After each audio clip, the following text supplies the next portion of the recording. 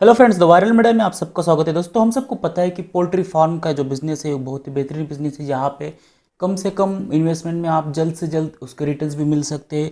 तो किस तरीके से बिज़नेस वर्क होता है, इसका इकोनॉमिक्स कैसे होता है, इसका कॉस्ट कितना लगता है, उससे प्रॉफिट कितना होता है, उसका पूरा एनालिसिस एक रिपोर्ट के साथ यहाँ पे हम देखेंगे।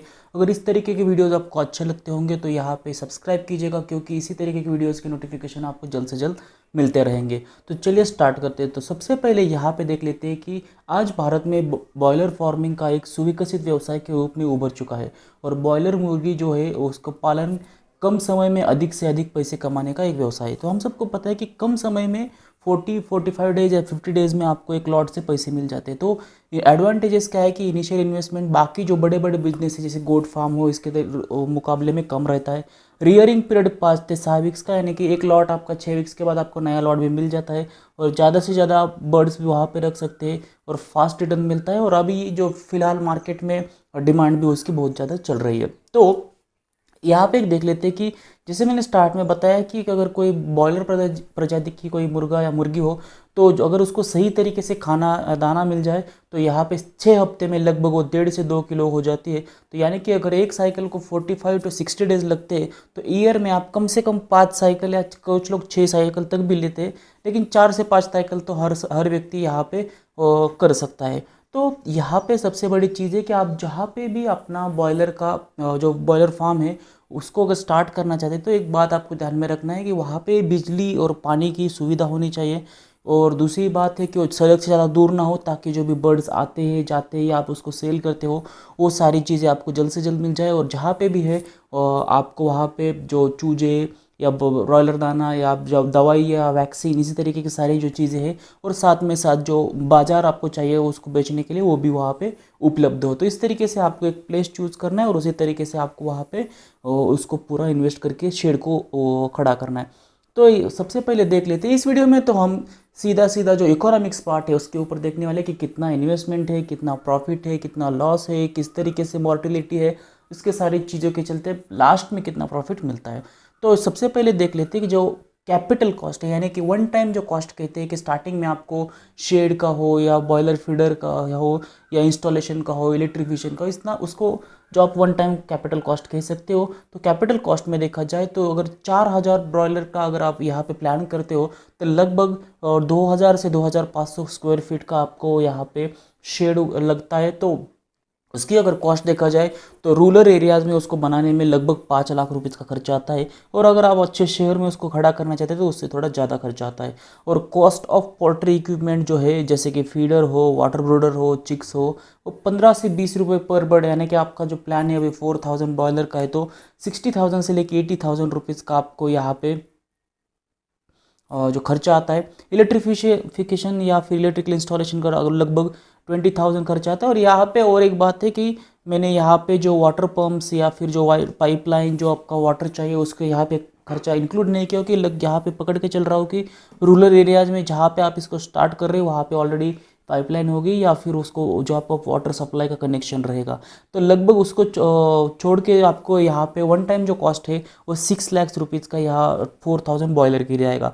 अभी दूसरा जो कॉस्ट आता है कैपिटल कॉस्ट के बाद वो होता है वर्किंग कॉस्ट या फिर रिकरिंग कॉस्ट, यानी कि हर बार वो करना पड़ता है। जैसे कि आपको जब आप फर्स्ट डे के लिए ओल्ड चिक को यहाँ पे खरीद लेते हैं, यानी कि आपको जो ब्रॉयलर को बड़ा करना है उसको जो स्टार्ट में खरीदते हो लगभग 35 रुपीज़ पर बर्ड से अगर यहाँ पे लिया तो 4,000 जो क्वांटिटीज़ है उसका जो टोटल अमाउंट आएगा वो 1,40,000 रुपीज़ आएगा।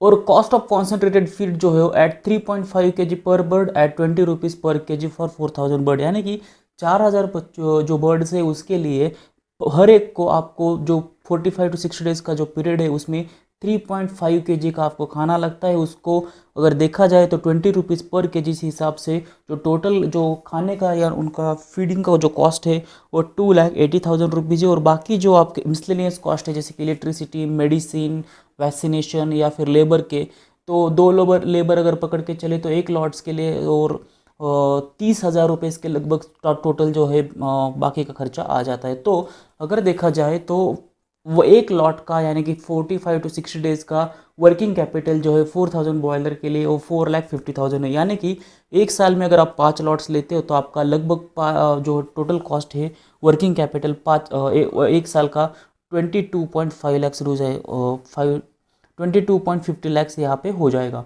तो ये तो हो गई आपकी बात वर्किंग कैपिटल और स्टार्टिंग का जो आपका कैपिटल जो था उसके बारे में। तो दोनों का अगर देखा जाए तो वन टाइम जो कैपिटल कॉस्ट है और वर्किंग कॉस्ट है उसका स्टार्टिंग में आपको जो खर्चा आएगा वो 10.5 लाख का 4000 बॉयलर के लिए लगेगा, क्योंकि उससे पहले तो आप कुछ भी सेल नहीं करोगे तो तब तक का जो खर्चा है तो आपको खुद से यहाँ पे पेड करना पड़ेगा। तो इसीलिए यहाँ पे आपको 90% तक का या 80% तक का लोन भी मिल जाता है। तो आप जो भी दिखा रहे हो उसके इससे 80% 90% आपको लोन पे मिलेगा, बाकी आपका खुद का पैसा होना चाहिए। तो स्टार्टिंग में 10.50 लाख, बट एक साल का अगर यहाँ पे प्रॉफिट मार्जिन अगर देखा जाए तो एक साल में हमने देखा कि वन टाइम कैपिटल कॉस्ट जो है वो 6 लाख था और वर्किंग और रिकरिंग कॉस्ट जो 5 लॉट्स का था वो 22.5 लाख था, यानी कि लगभग एक साल का जो टोटल कॉस्ट है वो आप यहाँ पे देख सकते हो 28.5 लाख रुपीज़ है। तो लेकिन यहाँ पे हर एक लॉट के बाद का यहाँ पे कंसिडर किया है, तो क्योंकि प्रॉफिट लॉस स्टेटमेंट जो है एक साल का रहेगा तो मॉर्टेलिटी रेट भी यहाँ पे अज्यूम किया गया है कि 3 से 4%, यानी कि अगर आपके पास 4000 बर्ड्स है तो उसमें अगर 3 से 4% की बात की जाए तो 140 बर्ड्स यहाँ पे अगर मान के चलते एवरेज यहाँ पे आपका मॉर्टेलिटी रेट रहेगा, तो उतने सारे पंछी आपको नहीं मिलेंगे सेल करने के लिए। तो 3860 बर्ड्स अगर आपको मिलते 4000 के लॉट में से, तो उसका अगर रेट देखा जाए सेलिंग का तो आपके पास अभी 3860 बर्ड्स है और सेलिंग एक बर्ड की जो एवरेज वेट है यहाँ पे 1.8 kg के हिसाब से लिया गया है, क्योंकि 1.5 से 2 kg कुछ दो से ऊपर भी जाते हैं। तो 1.8 kg के हिसाब से देखा जाए तो 6948 kg यहाँ पे जो टोटल चिकन का आपको केजी में मिलेगा। और सेल अगर आप 80 रुपीज़ पर केजी से भी करते हो तो जो आपको अमाउंट मिलेगा वो 5,55,840 रुपीज़ मिलेगा। और साथ में साथ आप मैन्योर यानी कि खाद से भी आपको लगभग 200 के आसपास यहाँ पे आपको बैग्स मिलेंगी। और 100 रुपीज़ के हिसाब से अगर आप एक बैग बेचते हो तो 20,000 रुपीज़ आपको मिलेगा, यानी कि टोटल अगर देखा जाए एक लॉट का जो आपको इनकम मिलेगा वो 5,75,840 रुपीज़ मिलेगा। और जैसे कि हमने देखा था कि आप 5 लॉट एक साल में कर रहे हो तो आपको 5 लॉट के बाद का जो अमाउंट मिलेगा वो 28,79,200 रुपीज़ मिलेगा।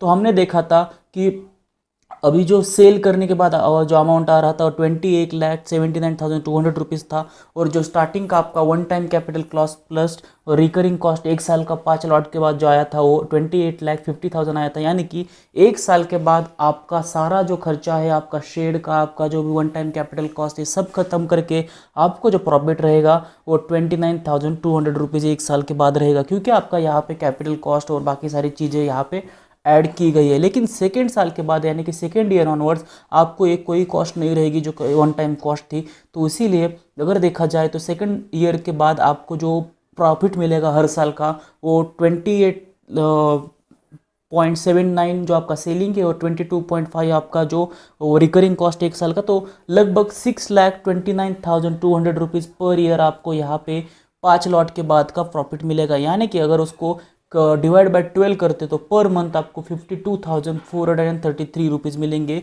ये तो सिर्फ प्रॉफिट है, सारा का सारा खर्चा माइनस करने के बाद आपके हाथ में 52,433 रुपीज़ आएंगे। ये तो था एक वीडियो जिसके बारे में मैंने आपको बताया, लेकिन अगली वीडियोज़ में आपको और एक बात के बारे में मैं डिस्कस करूँगा, एक डिफरेंस करूँगा कि अगर आप खुद से पोल्ट्री बिजनेस करना चाहते हैं तो यहाँ पे आपने देखा कि 52,433 रुपीज़ मिल रहे हैं। लेकिन अगर आप किसी कंपनी के साथ कॉन्ट्रैक्ट करते हो कि जैसे बड़े बड़े कंपनी जैसे बारामती एग्रो हो या सुगुना हो, तो उनके साथ कॉन्ट्रैक्ट करने के बाद का जो कैलकुलेशन है वो बहुत ही अलग से है। तो उसमें से दोनों में से कौन सा आपको बेनिफिशियल है, तो आपको क्या खुद से करना चाहिए या किसी कंपनी के साथ कॉन्ट्रैक्ट करना चाहिए, तो किस तरीके से आपको बेनिफिट होगा या लॉस होगा, इसकी पूरी जानकारी अगले वीडियोस में देखेंगे। तो इसी तरीके के वीडियोस आपको इस चैनल पे देखने को मिलेंगे। अगर ये वीडियोस अच्छे लगते हैं तो इसको लाइक कीजिएगा, साथ में चैनल को सब्सक्राइब कीजिएगा। Thank you.